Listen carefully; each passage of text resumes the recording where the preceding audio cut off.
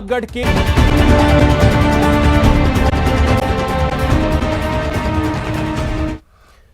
नमस्कार, 20 मिनट 20 खबर में आपका स्वागत है। इस बुलेटिन में हम आपको प्रदेश से लेकर देश के अलग अलग हिस्सों की खबर दिखाएंगे। साथ ही आपको यह भी बताएंगे कि दुनिया भर में क्या कुछ चल रहा है। तो चलिए शुरू करते हैं 20 मिनट में 20 खबरों का सिलसिला। सबसे पहले खबर अपने प्रदेश राजस्थान की।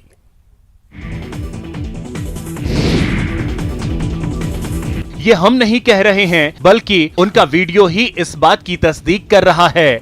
नहीं यकीन हो तो खुद ही देख लीजिए ये वीडियो, जिसमें इंसाफ मांगने गई छात्राओं को डीएम साहब कैसे फटकार लगा रहे हैं। नहीं और हम विजिलेंस सख्त करा दें और अच्छी करा दें। नहीं, आप और बच्चों की भी। अरे सुन ली, यही तो बात है, यही नहीं, तो कह रहे हैं। और बच्चे और जगह से एक जगह से नहीं है। अरे तो मैं कह रहा हूं, यही तो बात कह रहे हैं ना। दरअसल नाबालिग से दरिंदगी मामले को लेकर कुछ छात्राएं डीआरडीए में बैठे कलेक्टर से मिलने गई थीं, लेकिन कलेक्टर ने उनकी बात सुननी तो दूर, उल्टा उन्हें फटकार लगाई। कलेक्टर ने कहा कि पुलिस और प्रशासन पूरी तत्परता से काम कर रहा है। इतना ही नहीं, कलेक्टर ने धमकी दी कि आपकी शिकायत आपके परिजनों से करूंगा।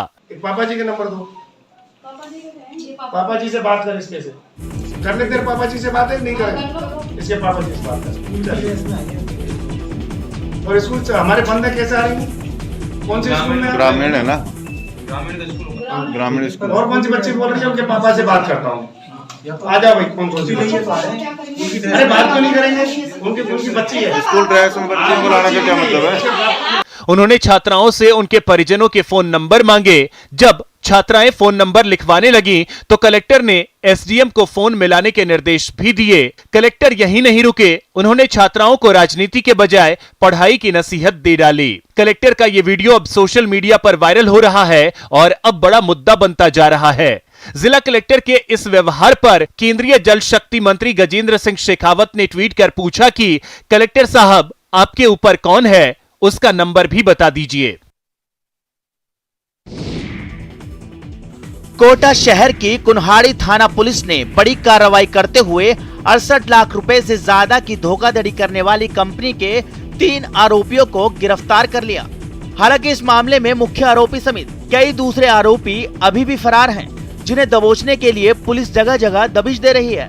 मिली जानकारी के मुताबिक आरोपियों ने रकम दोगुनी करने के एवज में लोगों से ये राशि ठगी थी और लोगों के कई बार प्रयास करने के बाद भी ये राशि वापस नहीं लौटाई थी। कुन्हाड़ी थानाधिकारी गंगा साय शर्मा का कहना है कि अपेक्षा ग्रुप ने रकम दोगुनी करने का झांसा देकर इन्वेस्ट करने वाले लोगों से राशि लेकर 3 साल बाद भी रकम नहीं लौटाई। इन्वेस्टरों को बस सस्ती कीमतों की जमीन के प्लॉट बताकर उनकी फाइलें दे दी गई हैं, लेकिन उस जगह का कोई पता ठिकाना नहीं है। इस तरह से अपेक्षा ग्रुप के सभी सदस्यों ने साजिश रचकर योजनाबद्ध तरीके से इन्वेस्टरों के लाखों रुपए हड़प लिए। इस ग्रुप में डायरेक्टर समेत 38 सदस्य हैं, जिनमें अधिकांश फरार हैं। ग्रुप से जुड़े दूसरे लोगों तक पहुंचने के लिए पुलिस गिरफ्तार आरोपियों से पूछताछ कर रही है। वर्ष 2016-17 में जालौर के सायाला क्षेत्र में 3 फर्जी कंपनियों ने भोले भाले ग्रामीणों को इनोवा, स्कॉर्पियो जैसी लग्जरी कार, 2 पहिया वाहन, टीवी, जीप समेत कई इलेक्ट्रॉनिक्स आइटम खुलने का सपना दिखाकर उनसे रुपए वसूले और फिर सब कुछ समेट कर फरार हो गए। पीड़ितों की रिपोर्ट पर पिछले 6 सालों से मामले की जांच एटीएस, एसओजी, सीआईडी, सीबी की स्पेशल टीमें कर रही थी। इन सभी विभागों ने भी आरोपियों को दोषी मानते हुए गिरफ्तारी के प्रयास किए, लेकिन आरोपी आखिरकार सायला पुलिस की गिरफ्त में आए। सायला पुलिस ने सभी 5 मामलों के 18 आरोपियों को गिरफ्तार करके कोर्ट में पेश किया। इस करोड़ों रुपए के फ्रॉड को अंजाम देने के लिए लोगों को प्रलोभन दिया गया था। अलग अलग किस्तों के जरिए इनसे वसूली की गई थी और पूरे मामले में इन्वेस्टिगेशन हुआ। लंबा प्रोग्रेस चलने के बाद अलग अलग विभागों में जांच की और उसके बाद आखिरकार पुलिस के गिरफ्त में ये आरोपी आ गए और फिलहाल सभी आरोपी अब जेल की हवा खा रहे हैं। जहां तक नजर वहां तक बस सिर ही सिर, छज्जे पर, दीवारों पर, छत पर, इस छोर से उस छोर तक। इस भीड़ में समाज का हर तबका मौजूद है। औरत, मर्द, बच्चा, बूढ़ा, शहरी, ग्रामीण, लोग दम साध कर रोमांच से भरे उन पलों की राह देख रहे हैं जैसे ही वो घड़ी आई, दर्शकों की नजरें पाड़ों और सांडों की भिड़ंत पर ठिठक गई। कई लोगों ने इसे अपने मोबाइल में कैद करना शुरू किया। तस्वीरें राजसमंद के नाथद्वारा की हैं। श्री नाथ जी गौशाला में मकर संक्रांति पर शुक्रवार शाम पाड़ों और बिजारों की भिड़ंत कराई गई। 2 जोड़ी सांडों और 2 जोड़ी पाड़ों की भिड़ंत देखने के लिए लोगों की भारी भीड़ जुट गई। इसके पहले ग्वाल बालों ने गौमाता को खूब रिझाया। शाम को सांडों और पाड़ों की भिड़ंत करवाई गई। इसके बाद गायों को दलिया और लापसी खिलाई गई। इसे कहते हैं कि हाथ को तो आया लेकिन मुंह ना लगा।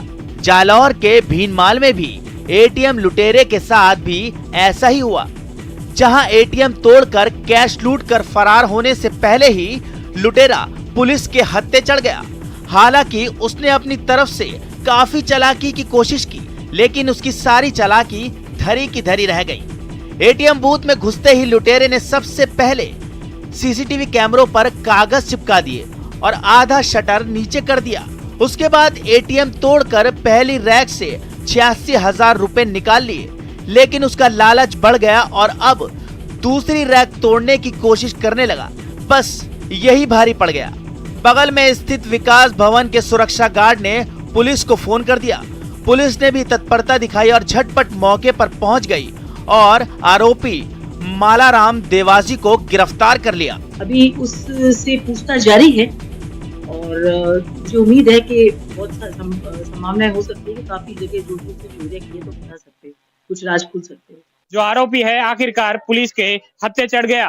फिलहाल पुलिस ने मामला दर्ज करके आरोपी से पूछताछ शुरू कर दी गई है और कई राज खुलने की संभावना जताई जा रही है। और अब देख लेते हैं कुछ अन्य राज्यों की खबरें। यूपी के हमीरपुर पुलिस ने पेट्रोल पंप और शराब के ठेके पर हुई लूट के आरोपी दिनेश राजपूत को मुठभेड़ में गिरफ्तार कर लिया। एएसपी पर बदमाशों ने जानलेवा फायरिंग की थी, मगर बुलेट प्रूफ जैकेट की वजह से उनकी जान बच गई, जबकि पुलिस की जवाबी फायरिंग में बदमाश के दोनों पैरों में गोली लग गई, जिससे पुलिस ने अस्पताल में भर्ती करवाया है। मिली जानकारी के मुताबिक राठ कोतवाली इलाके के सरसई गांव के पास कोतवाली पुलिस और अपराधियों के बीच मुठभेड़ हुई, जिसमें पुलिस की गोली से अपराधी घायल हो गया। पकड़ा गया अपराधी 50,000 का इनामी है। घायल अपराधी को पुलिस ने इलाज के लिए सीएचसी में भर्ती कराया है। हालांकि इस दौरान उसके 2 साथी भागने में कामयाब हो गए। घटना की सूचना के बाद पुलिस अधीक्षक ने घटनास्थल का मुआयना किया। पनवाड़ी थाना के तहत ग्राम जखा निवासी दिनेश राजपूत लूट के मामलों में काफी दिनों से वांटेड चल रहा था। उत्तर प्रदेश में विधानसभा चुनाव की मुनादी हो चुकी है और इसके साथ ही पूरे राज्य में आदर्श आचार संहिता लागू है। विधानसभा चुनाव के सियासी घमासान के बीच आचार संहिता के उल्लंघन का एक अनोखा मामला सामने आया है। मामला उत्तर प्रदेश के बरहज विधानसभा क्षेत्र का है, जहां सपा नेता वीरेंद्र चौधरी पर देवरिया जिले के 6 थानों में एक साथ ही कई मुकदमे दर्ज किए गए हैं। हैरानी की बात यह है कि ये सभी मुकदमे एक ही शख्स ने अलग अलग थानों में दर्ज कराए हैं। बता दें कि यह मुकदमा बरहज, मदनपुर, मईल, खुखुंदू, भलुवानी और लार थाने में दर्ज किया गया है। आरोप है कि सपा नेता वीरेंद्र चौधरी ने बरहज विधानसभा क्षेत्र के कई स्थानों पर वॉल पेंटिंग करवाई थी और पोस्टर लगवाए थे। बता दें कि बरहज विधानसभा सीट पर सपा का दबदबा रहा है। इस जनपद के इस विधानसभा से संबंधित 6 थानों में आचार संहिता उल्लंघन का मुकदमा दर्ज कराया गया, जबकि मेरे द्वारा जो समर्थकों द्वारा वॉल पेंटिंग और पोलो पे जो नाम लिखा गया था उनको मिटाने का काम मेरे द्वारा खुद कर। अग्नि को साक्षी मानकर 7 फेरे ले रही ये यूपी के बरेली की रहने वाली जीनत है, जो धर्म परिवर्तन के बाद अब ज्योति बन गई है। ज्योति अपने ही पड़ोस में रहने वाले सचिन शर्मा से बचपन से मोहब्बत करती है। दोनों ने अपने परिवार वालों को अपनी प्रेम कहानी बताई, लेकिन दोनों का धर्म अलग होने की वजह से परिवार वालों ने शादी से साफ इनकार कर दिया। जीनत के घर वाले जीनत और सचिन की जान के दुश्मन बन गए, जिसके बाद दोनों किसी तरह घर से भाग गए और फिर हिंदू रीति रिवाज से विवाह कर लिया। शादी की हम दोनों ने अपनी राजी से, किसी का इसमें जोर दबाव नहीं है। अपनी मर्जी से की है। 2 साल से जानते हैं, बचपन से हम जानते हैं इनको। 2 साल से मोहब्बत की है हमने। हाँ, शादी हमारी मर्जी की। इनके यार दोस्तों को, इनके घर वालों को कोई तंग ना करे।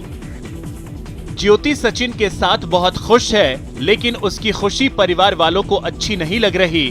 जीनत के परिजनों ने सचिन के खिलाफ कैंट थाने में उसके अपहरण का मुकदमा दर्ज कराया है, जिसके बाद पुलिस ने लड़की को बरामद कर लिया। वहीं सचिन का कहना है कि वो ज्योति को बहुत खुश रखेगा और हमेशा उसका साथ देगा। पहचान है इनसे, बचपन से ही मुलाकात होती थी। उस टाइम इनसे प्यार हो गया, इनको हमसे हो गया। तो हम दोनों ने बोला था, घर से इनके बोला था शादी करते हो। हमारे घर वाले बोल रहे शादी नहीं होगी हिंदू के खिलाफ, मतलब हम हिंदू हैं जो मुस्लिम है। घर वाले नहीं मानने की धमकी दी थी, इनको कमरे में बंद कर दिए। उत्तर प्रदेश विधानसभा चुनाव में कौन बनेगा करोड़पति की तर्ज पर कौन बनेगा नेता करवाने की मांग उठी है। मेरठ के शख्स ने चुनाव आयोग को एक अनोखा खत लिखा है और यह मांग की है कि कौन बनेगा नेता खेल के बाद ही नेताओं को टिकट मिले। मेरठ के आशीष शर्मा ने चुनाव आयोग को अनोखी चिट्ठी लिखने का दावा किया है। इस शख्स का कहना है कि जैसे कोई भी एग्जाम पास करने के बाद हमें डिग्री मिलती है, वैसे ही नेताओं को भी नेता बनने के लिए कौन बनेगा नेता खेल को क्वालिफाई करना चाहिए। मेरठ के रहने वाले योगाचार्य आशीष का कहना है कि नेता पहले KBN कौन बनेगा नेता क्वालिफाई करें, तभी वो दावेदार बने। आशीष का कहना है कि नेता सामान्य ज्ञान के कम से कम 10 सवालों के जवाब दें। आशीष ने दल बदल करने वाले नेताओं पर अंकुश लगाने की भी मांग उठाई है। जब हम सरकारी नौकरी के लिए अप्लाई करते हैं तो हम भी एक पेपर देते हैं और उसकी हमारे पास डिग्री होती है, मान्यता होती है। जैसे मैंने योगाचार्य लगाता हूँ तो मैंने योग में MA करा हुआ है, इसलिए मैं योगाचार्य लिखता हूँ। तो नेता के बाद कौन सी डिग्री होती है नेता की, तो उनको भी एक डिग्री मिलनी चाहिए, प्रमाण पत्र मिलना चाहिए, जब वो दावेदारी कर सकता है। उत्तर प्रदेश की बदायूं पुलिस ने चुनाव से पहले बहुत बड़ी सफलता हासिल करने का दावा किया है। एक और जहां SSP डॉक्टर OP सिंह ने एक वैगनार से 15.5 लाख रुपए बरामद करने का दावा किया है, वहीं दूसरी ओर SP देहात सिद्धांत वर्मा ने फर्जी आधार और वोटर ID बनाने वाले 2 शातिरों को दबोचने का दावा किया। मिली जानकारी के मुताबिक सहसवान कस्बे में फर्जी वोटर कार्ड और आधार कार्ड बनाने की पुलिस को सूचना मिल रही थी, जिसके बाद सहसवान पुलिस और SOG ने मिलकर कार्रवाई की। SOG टीम दुकान में ग्राहक बनकर गई और 500 रुपए देकर फर्जी आधार कार्ड बनाने को कहा। जैसे ही दोनों नटवरलाल राजी हुए, पुलिस ने उन्हें धर दबोचा। पूछताछ में पता चला कि चुनाव के दौरान जो लोग बाहर रहते हैं, ये लोग उनके फर्जी आधार कार्ड और वोटर कार्ड बनाते थे। आरोपियों की पहचान राजीव और प्रेमपाल के रूप में हुई है। मेला ग्राउंड में सेना का हेलीकॉप्टर। तस्वीरें हिमाचल प्रदेश के मंडी की हैं, जहां सेना के एक हेलीकॉप्टर में तकनीकी खराबी आने के चलते जोगिंद्र नगर के मेला ग्राउंड में उसकी इमरजेंसी लैंडिंग करवानी पड़ी। मेला मैदान के पास हेलीकॉप्टर को आता देख लोगों का जमावड़ा लग गया। देखते ही देखते सेना का एक और हेलीकॉप्टर यहां आ गया, जिसके बाद लोगों की उत्सुकता और बढ़ गई। आर्मी हेलीकॉप्टर के उतरने की खबर क्षेत्र में आग की तरह फैल गई और लोग हेलीकॉप्टर देखने के लिए मेला मैदान पहुंचने लगे। जोगिंद्र नगर थाना पुलिस को मौके पर पहुंचकर लोगों को हेलीकॉप्टरों से दूर रखना पड़ा।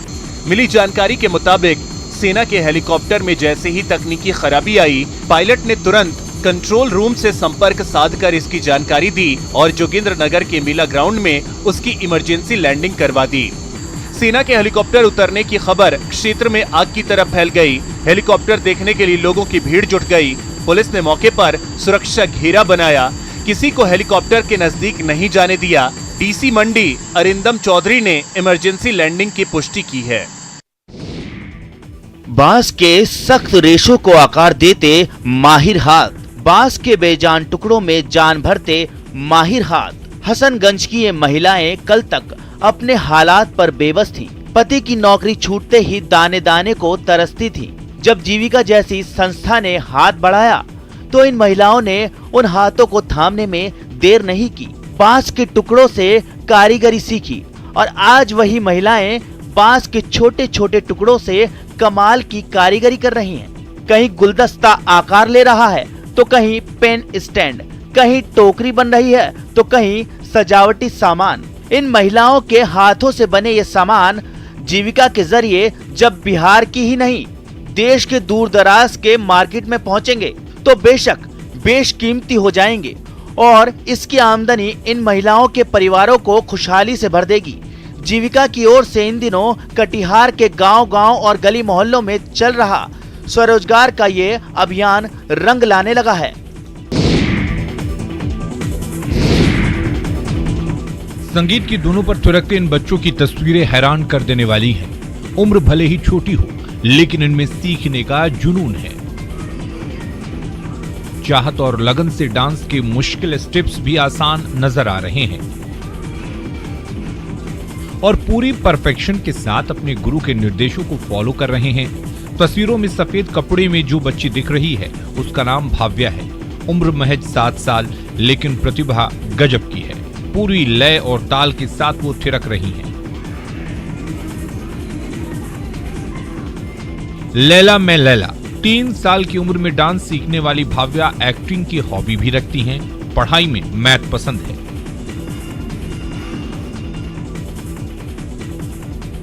रांची में भाव्या डांसिंग डॉल के नाम से चर्चित हो रही हैं और हर कोई चाहता है कि वो जिंदगी में सभी सफलता हासिल करे। 14 जनवरी को सबसे पौराणिक बद्री कहे जाने वाले आदि बद्री धाम के कपाट श्रद्धालुओं के लिए खोल दिए गए, जिसके बाद श्रद्धालुओं ने यहां भगवान नारायण के दर्शन किए। पंच बद्रियों में फर्स्ट बद्री कहलाई गई है। इस साल में 1 महीना यहाँ पे कपाट बंद होते हैं। 16 दिसंबर को बंद हो देते हैं और 14 जनवरी मकर संक्रांति के रोज प्रातः भगवान विष्णु जी के कपाट खोल दिए। गौरतलब है कि उत्तराखंड के चमोली स्थित आदि बद्री धाम के कपाट वर्ष भर में सिर्फ 1 महीने के लिए बंद होते हैं। पौष मास की संक्रांति को आदि बद्री धाम के कपाट बंद होते हैं और मकर संक्रांति पर खोल दिए जाते हैं। इसलिए कोरोना के बढ़ते कहर के बीच